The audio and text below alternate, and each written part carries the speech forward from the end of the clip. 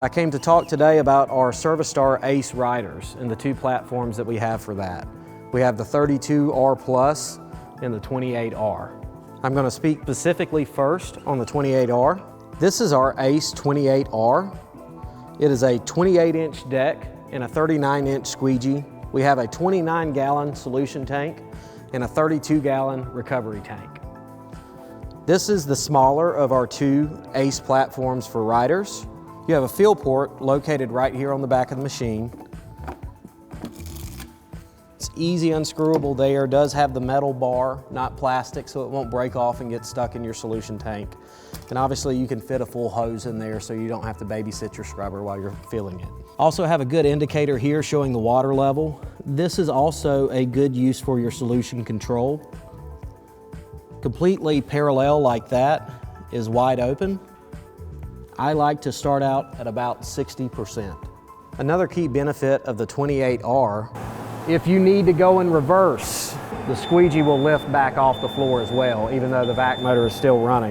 That is important because the squeegees can grab on that back side and break your straps. It is a 39-inch squeegee. It's easily removable. Just by loosening these two star bolts and removing your vac hose, you can take your squeegee off to inspect, clean, or flip the blades. Your dirty water hose is located right on the back of the machine. I always try to educate the customers when you're going to dump your dirty water, make sure that you have the top of the hose higher than your solution tank or your dirty water tank. The reason being is if you open it too low, you may wear all that dirty water, and no one wants to do that. So hold it up high, open it, remove the cap, and then lower it to your mop sink to drain the water out. If for any reason you wanted to drain your solution tank, if you had a chemical in there, and it will drain all the clean water out of your scrubber so that you can replace it with the appropriate chemical. The operating dashboard for the 28R is simple to use, just like our other platforms. On all of our riders, we have an e-stop for emergency purposes to make sure that we don't do any damage to your facility, and especially not to anyone. Just like our other models, you have a toggle switch for your brushes. You have a toggle switch for your vacuum that turns on and off. You also have a speed control. It goes from turtle or slow to rabbit or fast. And then you have a forward or reverse with a neutral in the middle. When you do put it in reverse, such as that beeping sound will alert people that he is moving in reverse so that they can get out of the way.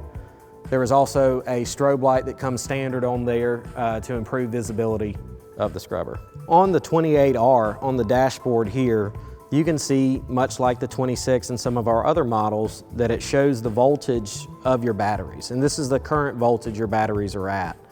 This is a huge benefit to you as a customer because when we go to test batteries to see if they're bad, we have to simulate the load that they're up under on this scrubber. With this system showing live voltage, if you have your brushes down, your vacuum on, and the machine moving forward, that's the maximum amount of load that is ever going to be placed on these batteries, and you can see live voltage of how your batteries are responding. In addition to that, you do have a light on this scrubber as well, with the controls here just left of the steering column. On the right side, you have a horn to warn anybody that you may be coming. And then right down here by the pedal, you have your plug for your charger access. This is still shielded somewhat behind all this steering column to help it keep from breaking in the future. But you would simply plug your charger in there, let it charge 6 to 8 hours to fully charge up, and you're good to go. From there into the recovery tank, some of the other features of this scrubber is they do have a ping pong ball float switch system. The ping pong balls are in there, and as the water level rises, the ping pong balls will rise, and they will eventually clog off the hole for where your suction is being produced. By doing that, it will not turn your vac motor off, but there will be an audible change in the sound of your vacuum, which should alert you to know that your tank is full and you need to go dump.